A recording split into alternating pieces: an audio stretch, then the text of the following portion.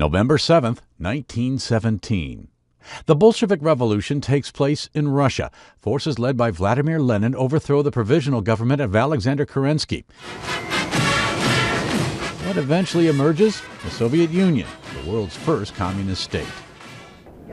2000. Americans vote in a presidential election whose outcome remains in limbo for more than a month. The race between Republican George W. Bush and Democrat Al Gore hinges on Florida's disputed electoral votes. Bush becomes president after a legal fight that leads all the way to the U.S. Supreme Court.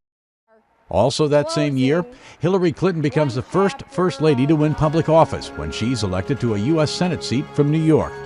This happens 74 years to the day that Jeannette Rankin of Montana becomes the first woman elected to Congress. 1962. Former Vice President Richard Nixon tells reporters after losing the California governor's race, "As I leave you, I want you to know, just think how much you're going to be missing. You don't have Nixon to kick around anymore. Because, gentlemen, this is my last press conference." But Nixon makes a comeback just 6 years later when he wins the White House. 1940.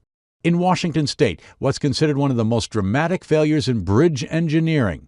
The middle section of the Tacoma Narrows Bridge collapses during a windstorm just 4 months after the suspension bridge opens. No lives are lost because the bridge was already closed to traffic at the time of the collapse. 1918. Those 10 commandments stand. They are God's moral law, and when you break them, you have sinned. Billy Graham, the evangelist known for his global preaching and his friendships with American presidents, is born in Charlotte, North Carolina. 1991. NBA star Magic Johnson says he's retiring from the Los Angeles Lakers after testing positive for the AIDS virus. And 1943.